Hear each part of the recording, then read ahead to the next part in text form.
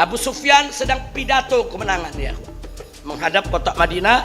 Ini pasukannya di sini duduk di kemah-kemah, dia di atas kuda lagi pidato kemenangan, bangga dengan kemenangan di Uhud. Dan saat itu dia umbar ancaman, sebelum matahari terbit besok kita ratakan Madinah, kita habisi Muhammad dan para sahabatnya.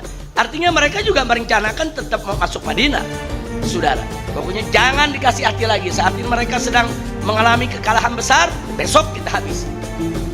Jadi waktu dia pidato, pas maghrib nih matahari terbenam ya, dia pasang obor-obor, dia kumpul dengan pasukannya dengan bangga. Tiba-tiba lagi enak dia pidato kemenangan, dilihat di ujung sana ada api unggun, di sana api unggun, di sana api unggun, di depan api unggun, di kanan api unggun, di kiri api unggun.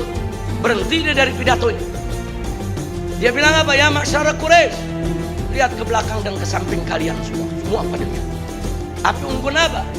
Kata Abu Sufyan, aku orang yang paling pengalaman perang di antara kalian. Ini strategi Muhammad, kita dijebak. Ini satu api unggun lagi, ini paling nggak ada 1000 pasukan ini. Ini dia punya sekian api unggun. Sebelum kemenangan kita di Uhud ini direbut oleh Muhammad, berangkat juga sekarang kembali ke kota Mekah, bubar semua ya. Subhanallah. Padahal satu titik berapa orang? 5 ya ikhwan. Nah, jadi lihat di sini, itu strategi kita punya Nabi, bubar. Mereka pulang semua ke Mekah tunggang langgang. Bahkan sampai mereka punya kemah ditinggal ya ikhwan. Nggak sempat ngebenahin kemah lagi. Mau ngapain ngebenahin kemah lagi ya ikhwan. Nah, begitu mereka semua pulang, Nabi dengan pasukannya langsung menuju ke Uhud untuk membenahi, mengurus jenazah-jenazah dari perang Uhud ya ikhwan.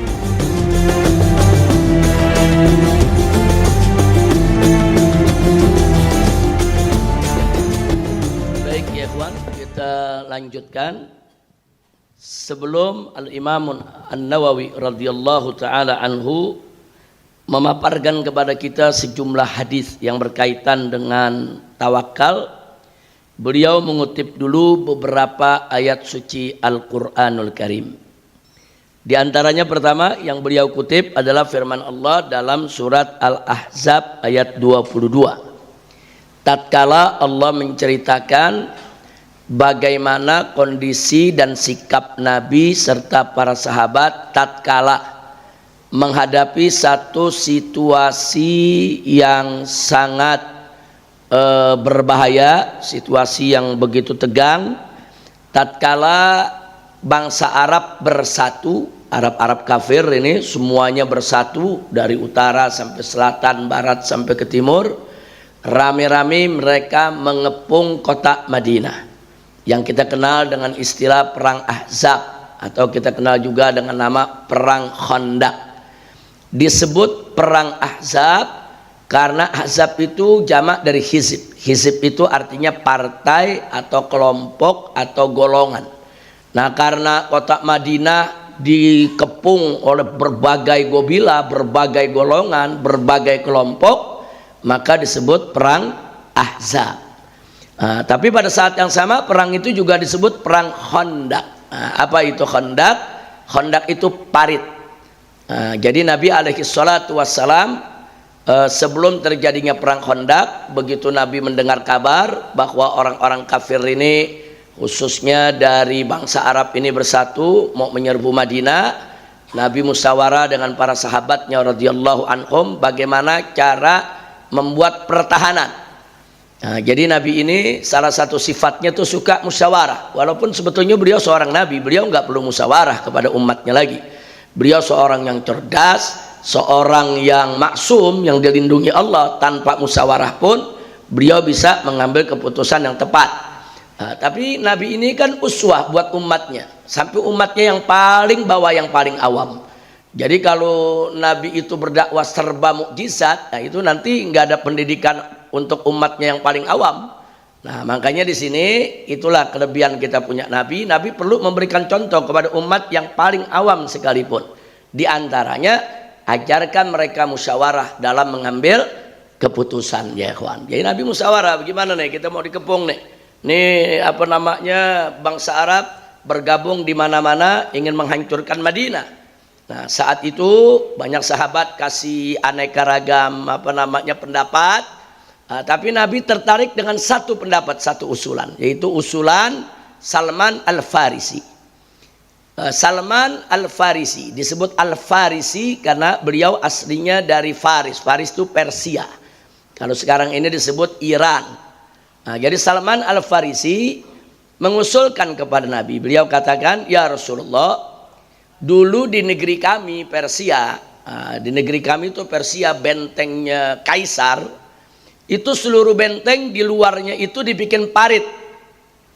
Dibikin parit besar, ada yang jaraknya 7 meter, 9 meter, dalamnya bisa 3 meter, saudara. Itu dibikin parit sekeliling benteng, sehingga musuh tidak bisa mencapai benteng. Nah, jadi alangkah baiknya Salman Al-Farisi mengusulkan, mumpung masih ada waktu, musuh ini belum datang, diperkirakan datang masih beberapa lama lagi, karena kan mereka lagi galang kekuatan seluruh Arab. Kita buat parit. Nah, usul ini diterima oleh Nabi alaihi salatu wassalam. Lalu Nabi tidak lagi menunda-nunda. Nah, ini juga sifat Nabi. Nabi itu nggak suka menunda-nunda urusan.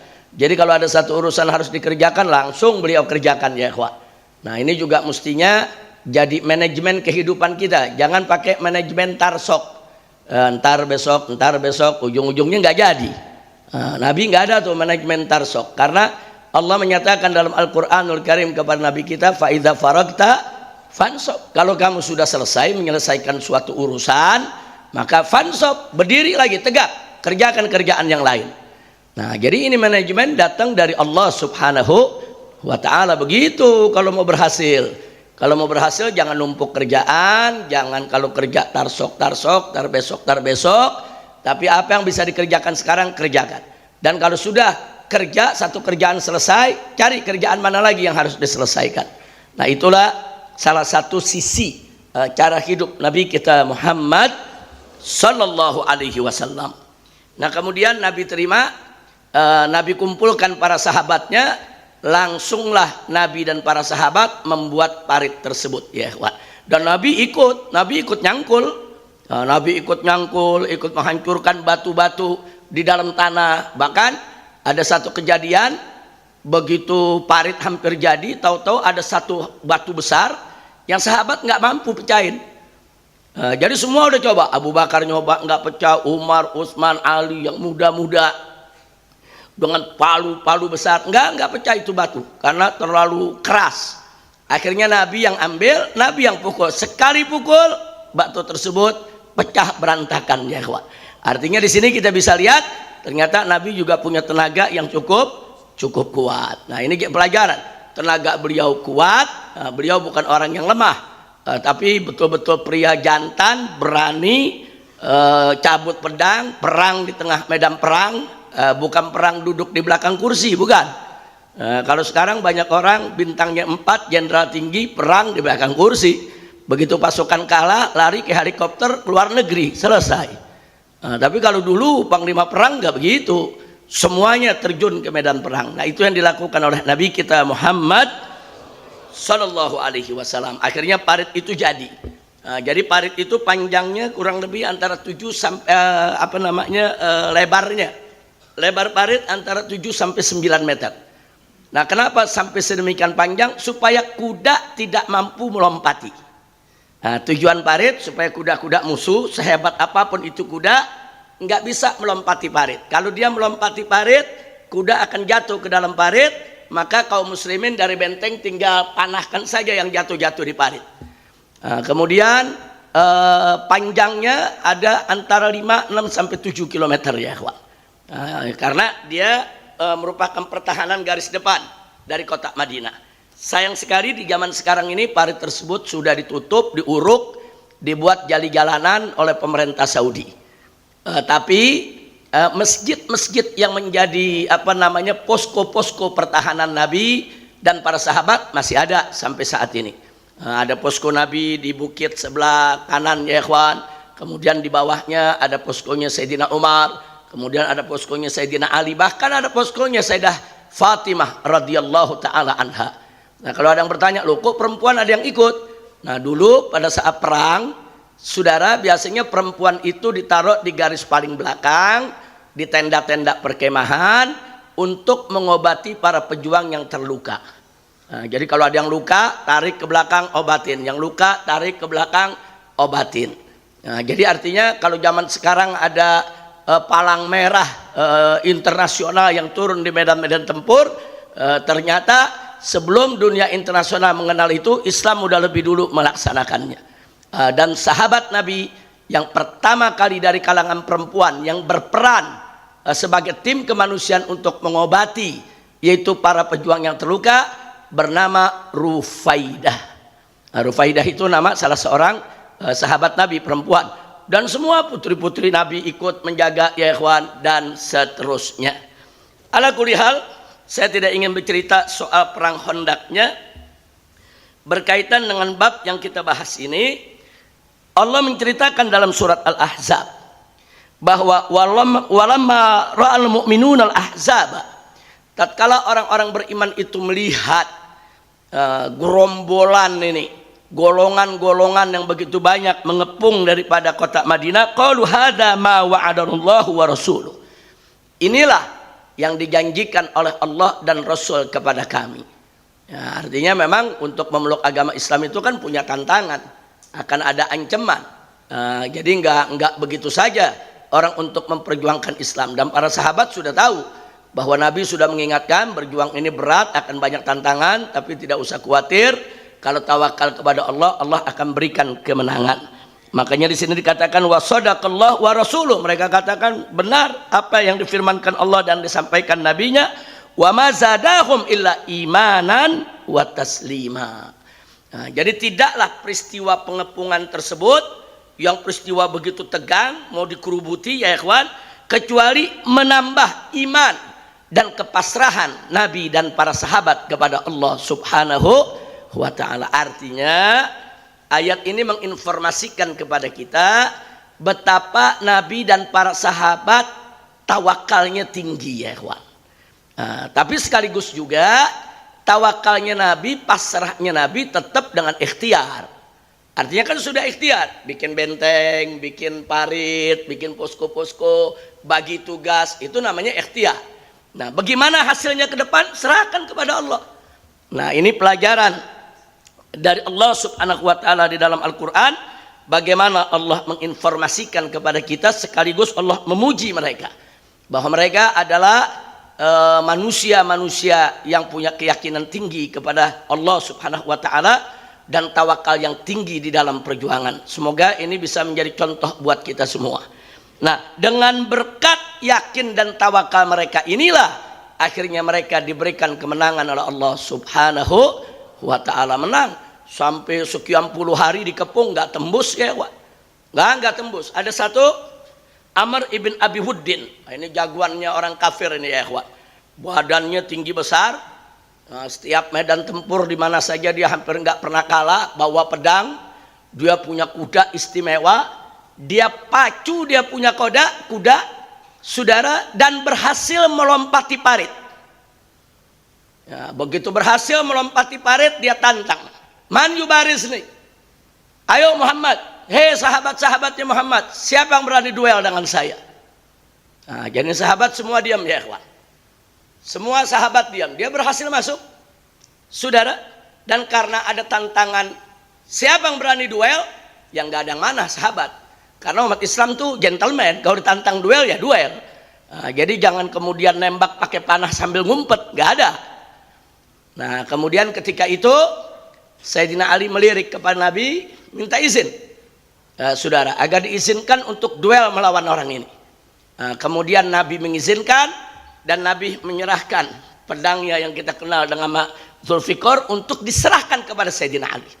Nah, jadi akhirnya pedang itu menjadi milik Sayyidina Ali. Dikasih sama Nabi, kau hadapi ya Ali. Keluar Sayyidina Ali dengan kudanya. Begitu keluar, orang ini mengatakan, ente sebut dulu siapa yang mau lawan anak. Ente anak kecil baru lahir kemarin. Sayyidina Ali masih muda, ya kawan. Saat itu Sayyidina Ali masih muda. Siapa yang kirim ente? Apa nggak ada yang lain? Jadi dia pengen tantang mana jagoannya umat Islam. Kemudian Sayyidina Ali jawab, ana alladzi sammatni ummi Haidarah. Kata Sayyidina Ali, iya ana memang kecil, tapi ana inilah yang diberikan nama oleh aku punya ibu Haidarah, anak macan. Nah, anak kecil tapi anak macan. Ayo kita duel. Badan Sayyidina Ali memang kecil dan masih muda. Amr ibn Abdi Wuddin ini jagoan. Nah, akhirnya dua-duanya sama-sama memacu kuda berhadapan ya ikhwan.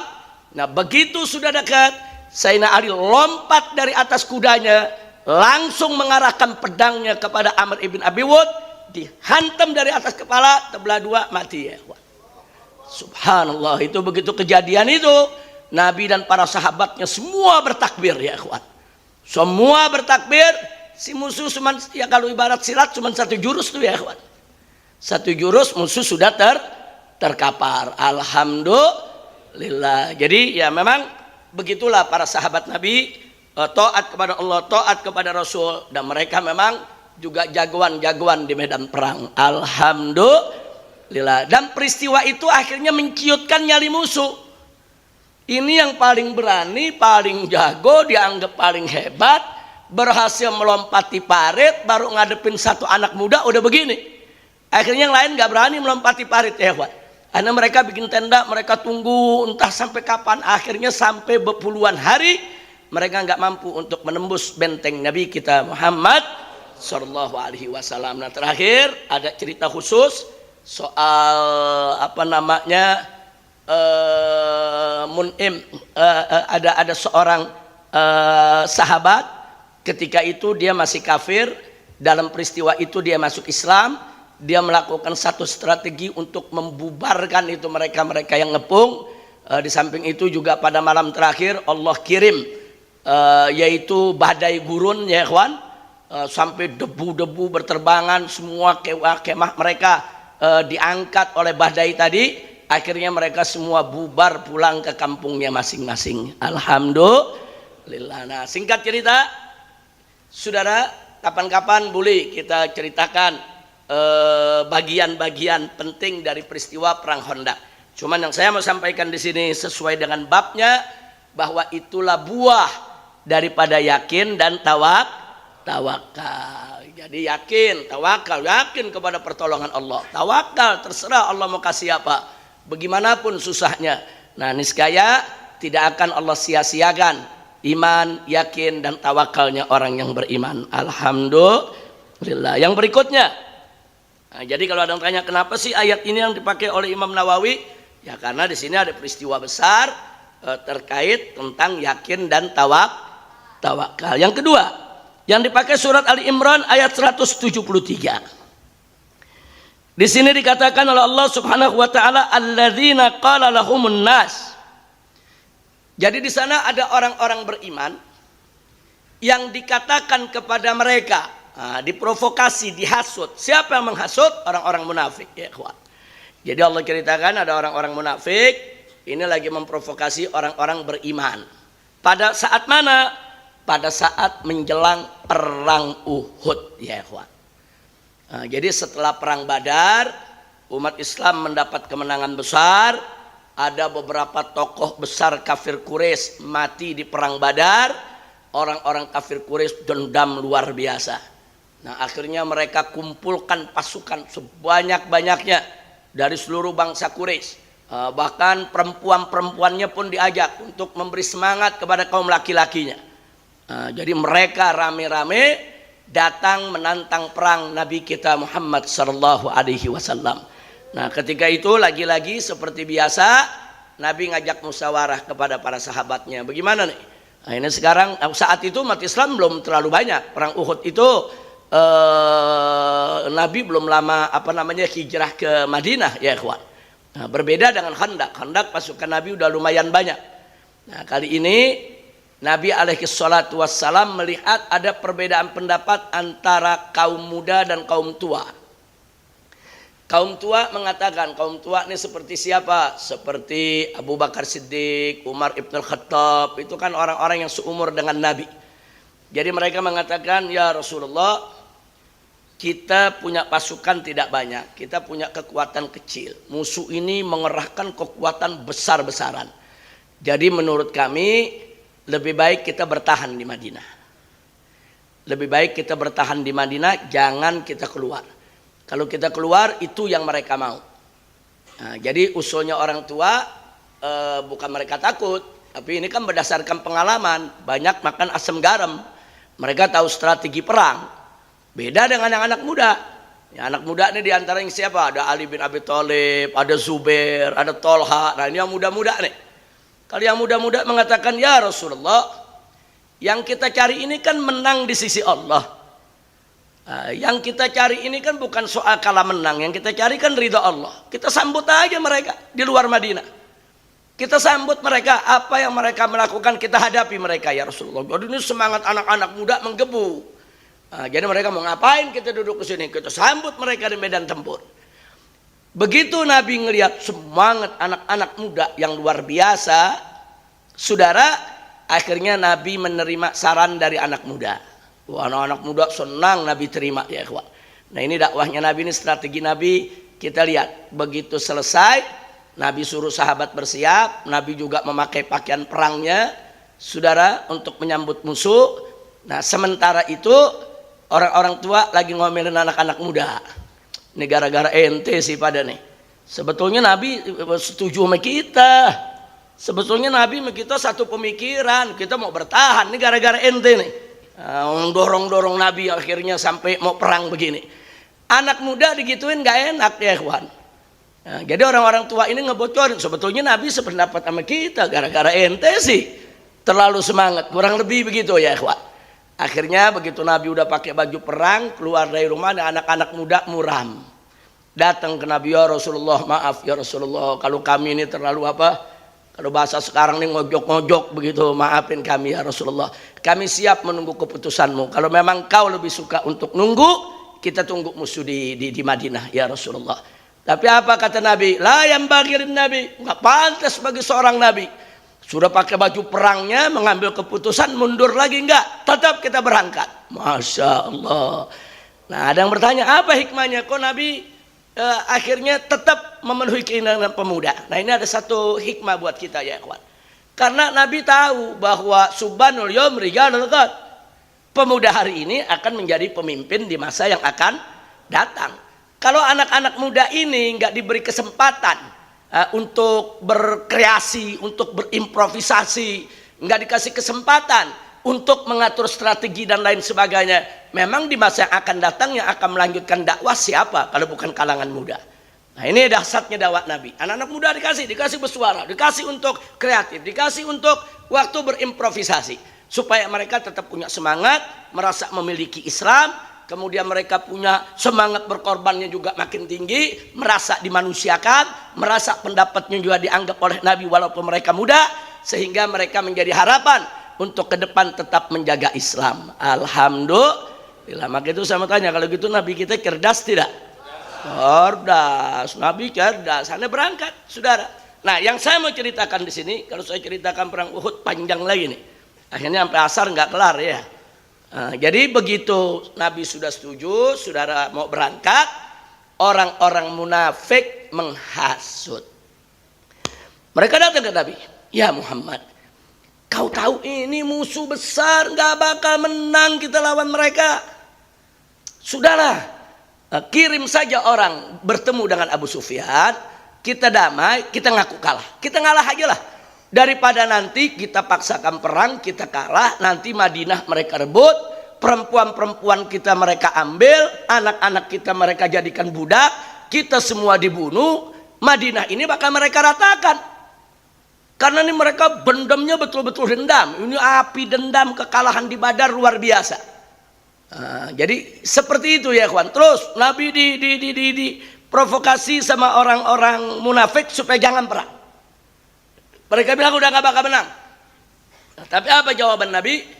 Hasbunallah wa ni'mal wakil. Nah, ini yang diceritain sama ayat. Alladzina qala lahumun nas.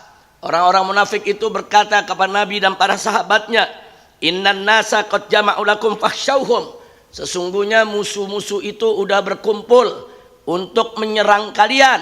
Maka itu hai Muhammad dan para sahabatnya, fakhshawhum, takut dong kepada mereka. Jangan nekat untuk melawan. Nah, kemudian apa Allah nyatakan di sini saudara? Fazadahum imana. ternyata upaya mereka menteror, menakut-nakuti tadi bukan membuat Nabi takut. Yang terjadi fazadahum imana.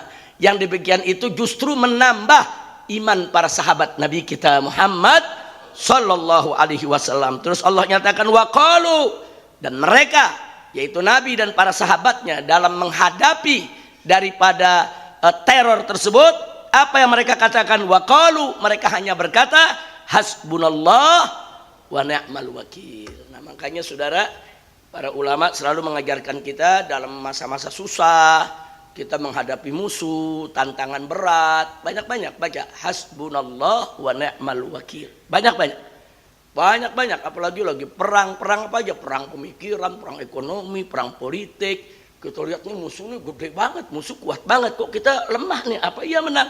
Baca hasbunallah wa ni'mal wakil. Nah, jadi orang-orang kafir begitu mereka menteror Nabi, Nabi jawab hasbunallah wa ni'mal wakil. Akhirnya mereka datang ke sini Abu Bakar Siddiq, ya Abu Bakar, nasehatin dong, ente kan dekat dengan Muhammad, ente nasehati, kita tahulah ya Abu Bakar, bahwa ini perang konyol ini kita bisa mati semua ini. Nah, lebih baik kau nasehati Nabi. Pokoknya kita nih penduduk Madinah siaplah, kita siapkan duit, kita siapkan harta benda, kita kasih Abu Sufyan. Yang penting jangan perang. Nah, jadi mereka siap, orang-orang munafik, untuk ngasih duitnya. Kumpulin rame-rame. Apa jawab Abu Bakar Siddiq? Hasbunallah wa ni'mal wakil. Apa yang jadi jawaban Nabi jadi jawaban Abu Bakar ya. Enggak ada heroin. Oh, mereka enggak putus asa, datang ke Sayyidina Umar Ibn Khattab. Ya Umar, engkau juga dekat dengan Nabi, ayo dong kasih tahu. Kita jangan bunuh diri. Ini musuh pasukannya banyak, senjatanya lengkap, hampir semuanya pasukan berkuda. Sementara kita kuda cuma beberapa ekor, senjata kita juga kurang lengkap. Ini bunuh diri kalau kita mau ngelawat. Jawaban Umar, hasbunallah wa ni'mal wakil. Mereka datang ke Sayyidina Utsman, sama seperti itu, jawabannya hasbunallah wa ni'mal wakil. Mereka datang ke anak-anak muda, ke Ali ibn Abi Thalib, Zubair, Tolha, semua jawabannya sama, hasbunallah wa ni'mal wakil. Jadi tingkat tawakalnya tinggi ya ikhwah.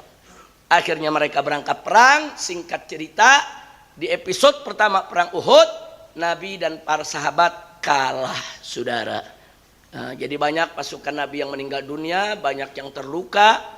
Tapi dengan kepiawaian Nabi yang tadinya Nabi terkepung di tengah-tengah kepungan musuh, dengan strategi maju selangkah mundur 3 langkah, maju selangkah mundur 3 langkah, akhirnya Nabi berhasil menyelamatkan diri dan menyelamatkan pengikutnya.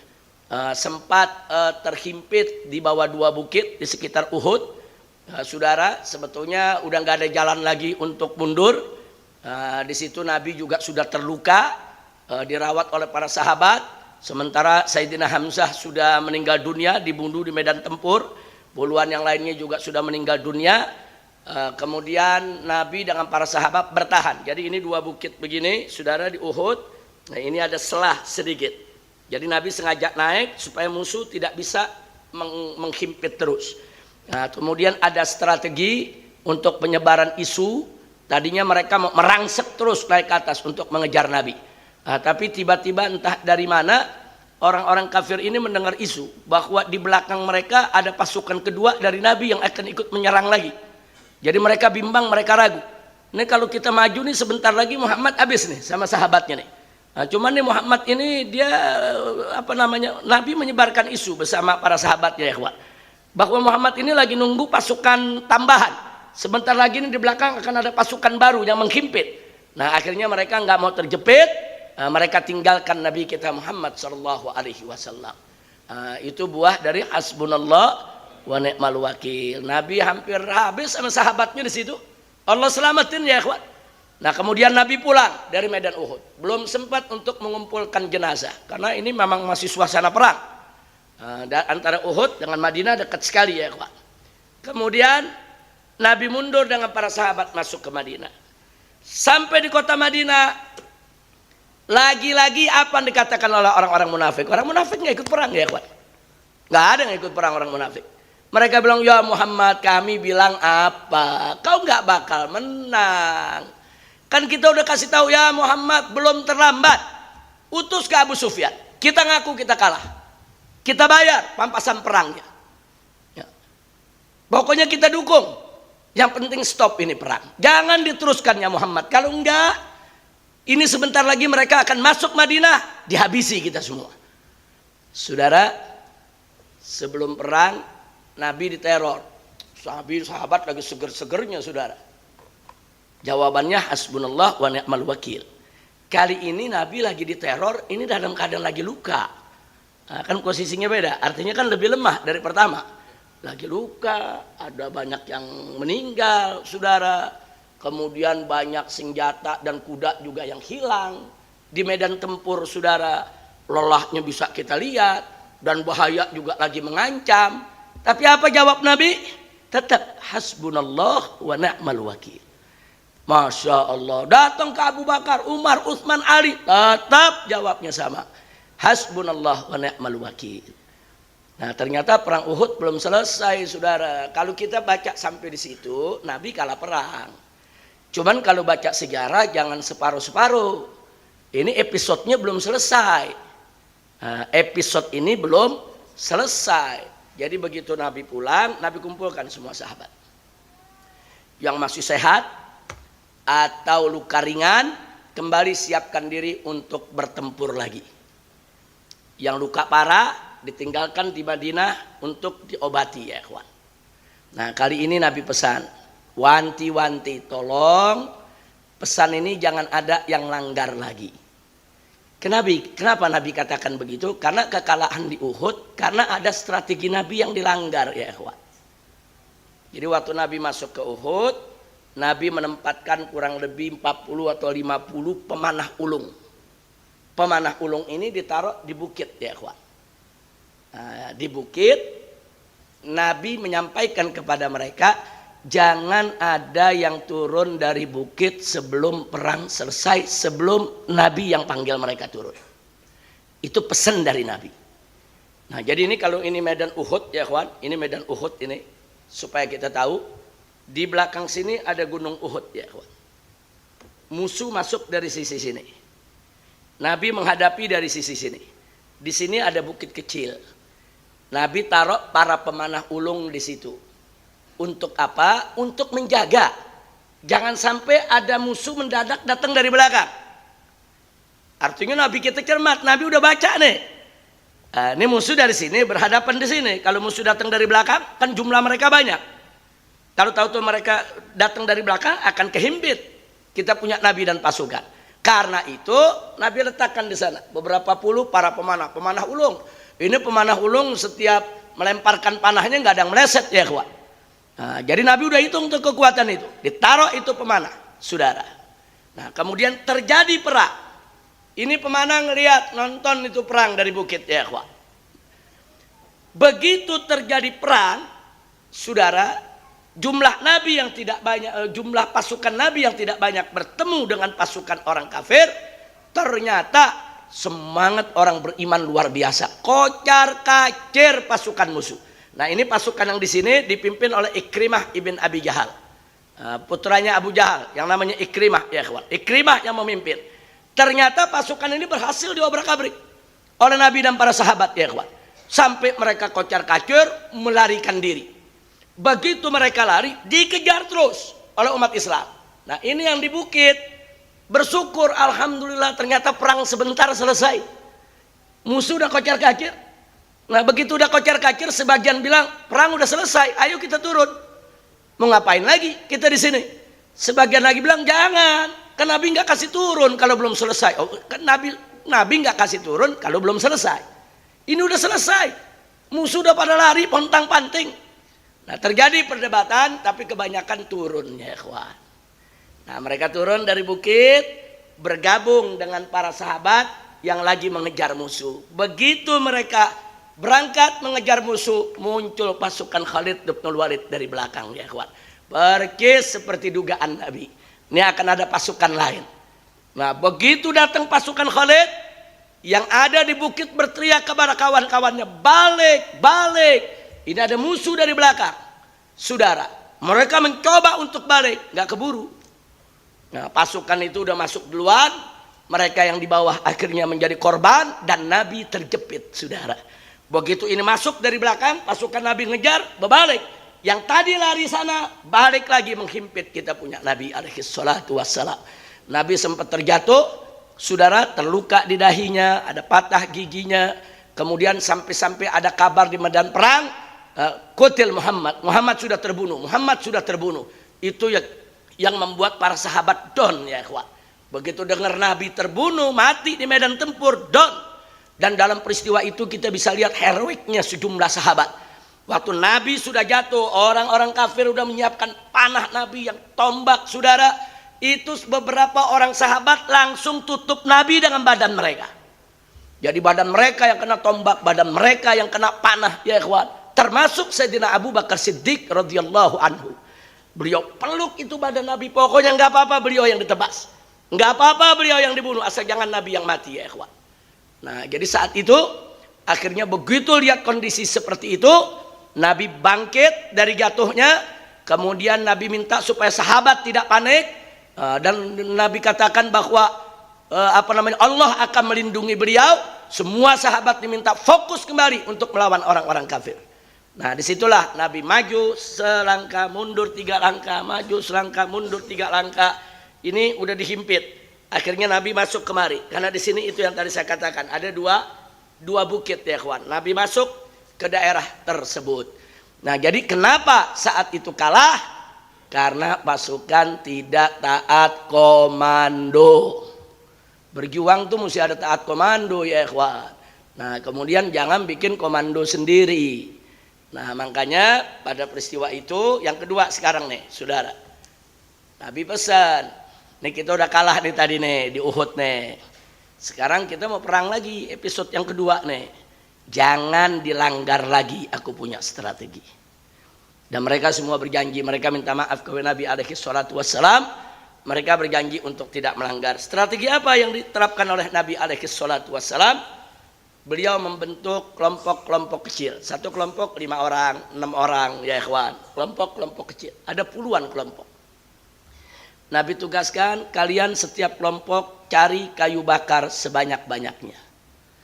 Kumpulkan kayu-kayu bakar sebanyak-banyaknya dan bawa itu kayu bakar ke medan tempur, dan nanti kita kepung mereka. Di mana mereka musuh saat itu berada, saudara?